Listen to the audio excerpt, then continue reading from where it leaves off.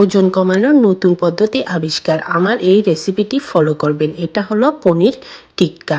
আমি এটা নতুন পদ্ধতিতে তৈরি করব। এখানে আমি যেগুলো দেখিয়েছি ঠিক সেভাবে নেবেন।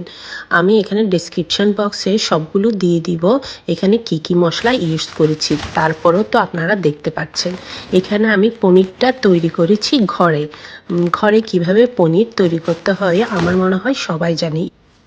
এখানে মরিচ গুঁড়া, গোলমরিচ গুঁড়া, ধনিয়া, হলুদ, লবণ, কসুরি মেথি, চিনি, গরম মশলা, রসুন, সবকিছু এখানে 10টি। আর এখানে হলো টমেটো, পেঁয়াজ, দই, বেসন, লেবু, আদা আর আমাদের পনির। আর এখানে কাঠিগুলো আমি হাফ অ্যান আওয়ার ভিজিয়ে রেখেছি। আর লাগবে অবশ্যই সরিষার তেল। এগুলো সবগুলো একসাথে আমি এখন মেখে নিব পেঁয়াজ আর টমেটো আর পনিরের সাথে। আসলে সবারই ওজন কমানো উচিত, তেল কম খাওয়া উচিত, সেজন্যই আমি এই পদ্ধতিটা অবলম্বন করলাম। আমি এটা ফ্রাইং প্যানে করেছি সবগুলো মিশিয়ে অল্প তেলে, কিন্তু আপনারা এটা তেলেও ভেজে নিতে পারেন, গ্রিলও করে নিতে পারেন, কারণ এগুলো সবগুলো মিক্স করা সব কিছু জিনিস অত বেশি সময় লাগবে না করতে। সব তরকারিতেও তেল কম খাওয়া উচিত।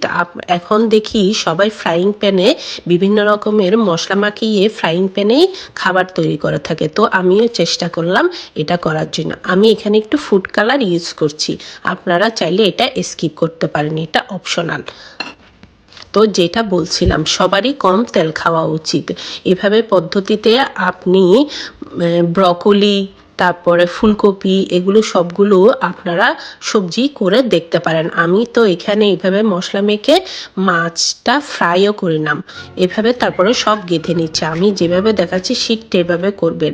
খেতে একটু কম ভালো হয়, মজা কম হয়, কিন্তু এটা হেলদি ফুড।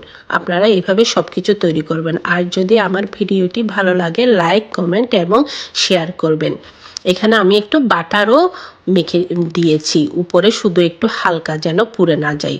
ওখানে তো সরিষার তেলেই দিলাম, এখানে একটু বাটার দিলাম শুধু হালকা উপরে। কেমন লাগলো আমাকে রেসিপিটা কমেন্ট করে জানাবেন। চুলার নিচেও একটা ওভেন আছে, ওখানেও এয়ার ফ্রাইয়ের অপশান আছে, আপনারা চাইলে ওখানেও দিতে পারবেন, গ্রিল করতে পারবেন। তেল ছাড়া করে দেখবেন উপরে একটু বাটার দিয়ে, খেতে মোটামুটি ভালো হয়। আমার এখানে পেঁয়াজগুলো একটু পোড়া পোড়া এসেছে, আপনারা চাইলে একটু কম এয়ার ফ্রাই করতে পারেন। আমি এরপরে একটু চুলায় এভাবে ছেঁকে নিয়েছি, তাহলে খুব ভালো আসে ফ্লেভারটা, বেশি না অল্প অল্প। তারপর এখানে আমি চাট মশলা দিয়ে খেয়েছি, চাট মশলা উপরে ছড়িয়ে দিয়েছি। চাট মশলা দিয়ে খেলে আরও ভালো লাগে, এটার একটা ভালো ফ্লেভার আসে। আপনারা চাইলে এটা স্কিপও করতে পারেন। তো সবাই ভালো থাকবেন, আমার চ্যানেলটিকে লাইক, কমেন্ট এবং সাবস্ক্রাইব করবেন। ভালো থাকবেন সবাই, নমস্কার।